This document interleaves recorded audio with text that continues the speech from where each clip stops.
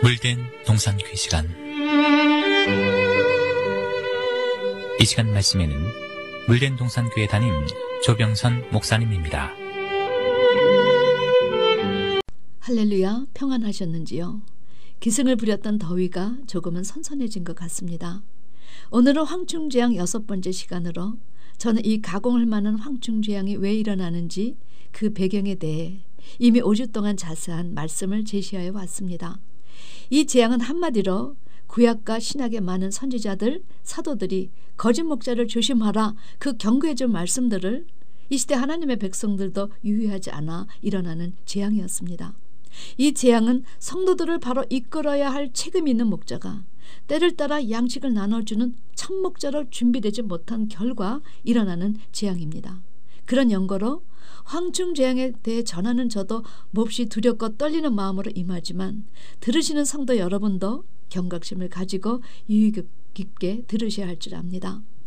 그런데 내용은 그러하지만 그럼에도 불구하고 우리가 감사하고 또 감사해야 할 것은 주님께서 우리의 죄를 대속하여 주신 십자가의 공로로 이 재앙이 얼마나 무서운 재앙인가를 우리가 알 수 있는 길이 열리게 되었다는 사실입니다. 우리 계시록 5장 1절을 펼쳐보시기를 바랍니다. 1절에 사도 요한이 무엇을 보았는가? 보좌에 앉으신 하나님의 오른손에 책이 있으니 안팎으로 썼고 일곱인으로 봉하였더라. 그런데 누가 책을 펴며 누가 그 인을 떼기 합당하냐 하는데 하늘 위에나 땅 위에나 땅 아래에 능히 일곱인으로 봉인된 이 책을 뗄 자가 없었습니다. 그래서 사도 요한이 크게 울었지요. 그런데 24장로 중에 하나가 사도 요한에게 말하기를 울지마. 유대 지파의 사자 다윗의 뿌리가 이기었으니 이 책과 그 일곱인을 떼시리라. 그때 하나님의 보좌와 내 생물과 장로들 사이에 누가 섰는가? 일찍 죽임을 당하신 어린 양이 서셨다는 사실입니다. 이 어린 양이 보좌에 앉으신 이의 오른손에서 책을 취하여 주셨지요. 그러니 크게 울던 사도 요한이 얼마나 기뻤겠습니까? 할렐루야. 사랑하는 성도 여러분, 이제 우리도 황충재앙이 어떤 재앙인가에 대해서는 두렵고 떨리는 마음으로 임해야 하지만 사도 요한처럼 기뻐해야 한다는 사실입니다. 왜냐하면 주님의 십자가의 공로로 인해 지금이라도 우리가 이 계시의 말씀을 접할 수 있는 길이 열렸기 때문입니다. 그래서 이제라도 우리 목회자들이 부지런히 이 계시의 말씀을 통째로 먹고 때를 따라 양식을 나눠주어 황충재앙이 무엇인가를 알리고 성도들도 그것을 준비하면 우리 주님께서 얼마나 기뻐하시겠습니까? 그런데 우리는 그동안 말로만 주님의 십자가의 공로에 대해 아는 것 같이 말했지만 실상 우리는 주님의 십자가에서 주님 돌아가실 때 하늘에서 어떤 반전이 일어났는지 잘 알지 못한 채로 신앙생활을 해왔던 사실을 발견합니다. 얼마나 부끄러운지요. 오늘은 시간상 계시록 9장 1절부터 2절 말씀을 여러분과 나누려 합니다. 첫 번째, 황충의 어원은 무엇이냐? 황충의 어원은 떼지어 나타나 삼키는 자, 끝장을 내는 자, 삐거덕거리면서 활동하는 자를 말합니다. 이 황충은 하나님 나라의 마지막 타자로 떼들이로 나타나 하나님의 백성을 완전히 타락시킬 거짓 선지자를 예표했습니다. 그러니 이 황충이 떼들이로 나타나면 이제 세상 끝날이 멀지 않았음을 깨달을 수 있는 것이지요. 두 번째는 황충이 나오는 배경입니다. 우리 1절 말씀을 보면 다섯째 천사가 나팔을 불매 내가 보니 하늘에서 땅에 떨어진 별 하나가 있는데 저가 무저갱의 열쇠를 받았더라. 이 황충재앙은 다섯째 천사가 나팔을 불면 시작되는 재앙이요 계시록의 3대 화 중에 그 첫째입니다. 그런데 사도 요한이 보니 하늘에서 땅에 떨어진 별 하나가 있는데 저가 무저갱의 열쇠를 받았더라. 여러분, 이 하늘에서 떨어진 별 하나는 누구를 말하는가? 저는 이 하늘에서 떨어진 별을 사단이라 해석합니다. 왜냐? 첫 번째, 떨어진이라는 헬라어 페프토코파, 이거는 완료 능동태 분사로 이미 떨어진이라는 의미를 가지고 있습니다. 그렇다면 이미 과거부터 떨어진 상태에서 계속적으로 활동하고 있는 별이 누구겠습니까? 이 별은 바로 가장 높은 구름에 올라 지극히 높은 자 비길이라며 그 교만의 극치를 보였던 천사장 루시엘이 타락함으로 땅으로 쫓겨난 사단 마귀를 말한 것입니다. 두 번째, 이 해석을 뒷받침해 주는 것이 바로 누가의 기록인데 예수님의 전도 훈련을 받은 70인의 제자들이 돌아와서 뭐라고 말했습니까? 주의 이름으로 귀신들도 우리에게 항복하다이다 했을 때 주님은 귀신들이 항복하는 것만 보았느냐? 나는 사단이 하늘로서 번개같이 땅에 떨어지는 것을 보았노라. 이렇게 말씀하시므로 하늘에서 땅에 떨어진 별 하나가 누구인가를 주님께서 직접 입증시켜 주셨지요. 세 번째는 우리 주님께서 십자가 지시기 전에 내가 땅에서 들리면 이 세상 임금이 심판을 받을 것이라 하고 말씀하셨는데, 과연 그 말씀대로 십자가에서 그리스도의 권세가 이루어져서 이제 더 이상 사단은 하나님 곁에서 잠수하고 정죄하던 사역을 못하고 하늘에 있을 것 얻지 못하고 땅으로 내어 쫓겼습니다. 지난주에 제가 말씀드린 내역이지요. 네 번째는 하늘에서 떨어진 별을 사단이라고 해석하는 또 하나 이유는 이 하늘에서 떨어진 별이 무저갱의 열쇠를 받아 황충을 출현시켰을 때, 여러분, 황충떼들이 지상 명령을 받고 벌떼처럼 나왔지만 황충떼들은 오직 하나님의 말씀에 인을 맞지 아니한 자들만, 또한 죽고 싶을 만치 고통을 주었지 죽이지는 못하게, 그리고 그 기간도 다만 5개월 동안 괴롭게만 하는 제한적인 권세를 주셨습니다. 그런데 성경에 이렇게 사단에게 한정된 부분만 허락하셔서 시험하게 하시고 고통의 시간을 갖게 하신 이야기가 또 어디에 등장합니까? 욥기입니다. 욥기 1장 12절에 여호와께서 사단에게 이르시되 내가 그의 소유물을 내 손에 다 붙이노라. 그러나 오직 그의 몸에는 내 손을 대지 말지니라. 다시 한번 2장 6절에 내가 그를 내 손에 붙이노라. 오직 그의 생명은 해하지 말지니라. 이런 사실들을 볼 때에 하나님은 사단에게 부분적인 권세를 허락하셔서 황충떼들로 하여금 생명은 해하지 못하게 하시고 하나님의 말씀을 받지 못했을 때에 고통을 깨닫게 하시는 시험을 한번 치르게 하신 것으로 알 수 있습니다. 다섯 번째는 황충의 본문 자체에서도 그것을 징계해 줍니다. 저에게 임금이 있으니 무저갱의 사자라.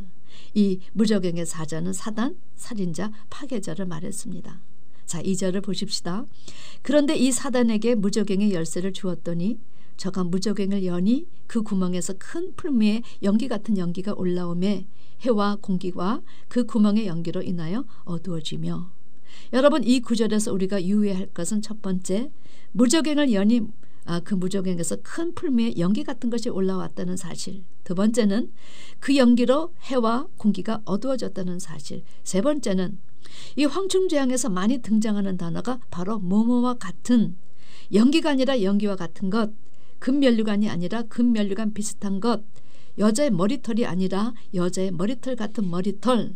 그러니까 여러분, 우리가 말씀을 자세히 모르면 속기에 따갈 맞은 것이 바로 이 황충재앙입니다. 왜냐하면 이들 악한 자들의 특징은 모든 능력, 표적, 거짓 기적, 불의의 속임으로 택한 자들까지도 미혹하러 나오기 때문입니다. 그런 연유로 이 황충의 모습을 본 사도 요한이 요한일서에서 무엇이라 외치십니까? 사랑하는 영들아, 영을 다 믿지 마. 오직 영들이 하나님께 속하였나 시험하라. 많은 거짓 선지자가 세상에 나왔습니다. 여러분, 사단은 광명한 천사처럼 가장하고 사단의 일꾼인 황충대의 특징은 의의 일꾼으로 가장하고 거기다 때려 나오니까 성도들이 그것을 시대의 대세라 생각해 잘 분별하지 못한다는 사실입니다. 그런데 왜 이렇게 영을 다 믿지 말고 영들이 하나님께 속하였나 시험하라고 성도들이 놀라고 갈등할 말씀을 주시는가? 왜 이런 무시한 말씀을 제가 단위해서 다시 예언해야 하는가? 무조건 믿으면 안 될 만한 너무나 분명한 이유는 많은 거짓 목자가 이미 나와 존재하기 때문에. 그런데 이런 말씀 앞에 성도들만 난감합니까? 목회자 역시 난감하기 그지없습니다. 목자 편에서도 내가 황충과가 아니라는 보장이 어디 있는가? 성도 편에서도 내가 황충이 마구잡이로 먹을 먹거리가 아니라는 보장이 어디 있는가?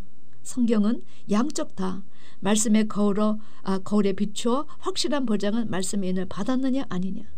목회자들아, 내가 이 작은 책을 통째로 먹어봤느냐? 아니요. 그럼 지금은 먹고는 있느냐? 아니요. 그러면 너는 아직은 황충과이다. 부지런히 이 말씀을 통째로 먹거라. 그래야 내가 너를 인정한다. 성도들아, 내가 이 작은 책의 내용을 듣고 지금 준비하고 있느냐? 아니요. 그럼 너는 황충의 먹잇감이 될 수뿐이 없다. 어서 빨리 준비 단계에 들어가거라. 지금 우리는 여러분, 목자와 성도 피차간에 자기 검증이 필요한 시점에 살고 있다는 사실입니다. 사도 요한은 누가 거짓 목자냐? 누가 사단이 무저갱에서 풀어놓은 황충의 속성을 가진 거짓 목자냐? 그들은 세상에 속했으므로 세상 말을 하고 세상은 그의 말을 듣느니라. 여기에 목회자의 영이 하늘에 속했는가 세상에 속했는가, 성도들의 영이 하늘에 속했는가 세상에 속했는가 분별할 수 있는 답이 분명하게 제시되어 있습니다. 자, 그런데 사단은 무적행에서 황충들을 출현시킬 때 그냥 나오는 것이 아니라 연기 같은 것을 함께 나오게 합니다. 그런데 왜 사단이 연기 같은 것을 함께 갖고 나오는지 여러분 아십니까? 이거 가장의 천재인 사단이 하나님을 흉내내기 때문입니다. 거짓 목자가 황충의 속성을 닮았다면 사단은 뱀의 속성과 원숭이 속성을 함께 갖고 있어 우리 하나님이 나타나실 때 늘 연기 가운데서 나타나시니까 저도 그렇게 가정하려고 연기 비슷한 것을 내는 것입니다. 하나님이 나타나실 때 이사야 선지자는 그 문지방의 터가 요동하며 집에 연기가 충만하다 표현했습니다.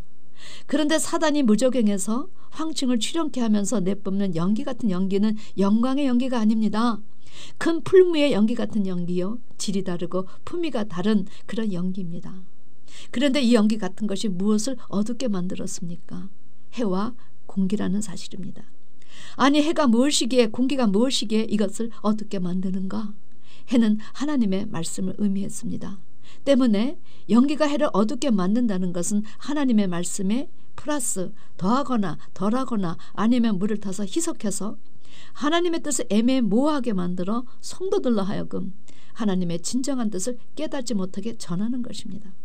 창세기 에덴 동산에서 사단은 여자에게 하나님 말씀을 더하고 덜하고 해석해서 그 유혹에 걸려들게 만들었지요. 이렇게 황충의 특징은 하나님의 말씀에 누룩을 넣어 외식하게 하는 것입니다. 그러면 공기의 의미는 무엇입니까? 공기는 우리가 호흡할 때 없어서는 안 되는 것입니다. 성경은 하나님의 말씀은 영의 양식이요, 기도는 영의 호흡이다, 전도는 영의 운동이다 이렇게 제시하시는데, 그런데 공기는 눈에 보이지 않는 것이지만 이 연기 같은 것이 공기를 어둡게 한다는 것은 말씀이 없으니 기도마저 제대로 하지 못하게 한다는 의미입니다. 그러니 말씀과 기도를 제대로 할 수 없게 하니 성도의 신앙이 어떻게 되겠습니까? 사도 바울은 우리가 거룩하게 되는 것의 요소를 말씀과 기도로 제시하십니다. 그런데 말씀다운 말씀도 주지 않고 기도 또한 할 수 없게 만든다면 이런 상태를 어떻게 종말에 살아남을 수 있겠냐는 것입니다. 사랑하는 성도 여러분, 베드로는 계시록의 말씀을 더 확실한 예언이라 했습니다. 사도 요한은 계시록의 7대 축복 중 2가지를 이 예언의 말씀을 읽고 듣고 그 가운데 지키는 자들의 복에 대해 제시하셨습니다. 이 황충 재앙을 계시록의 3가지 화의 첫째로 하는 것은 이것이 이제 종말 알리는 시작이요, 이것이 결국 끝장을 낼 것이기 때문입니다. 이제부터라도 황충 재앙에 대해 바로 알아 영분별하는 여러분과 제가 되기를 주님의 이름으로 축원합니다. 아멘. 지금까지 말씀에 물된 동산교회 담임 조병선 목사님이었습니다.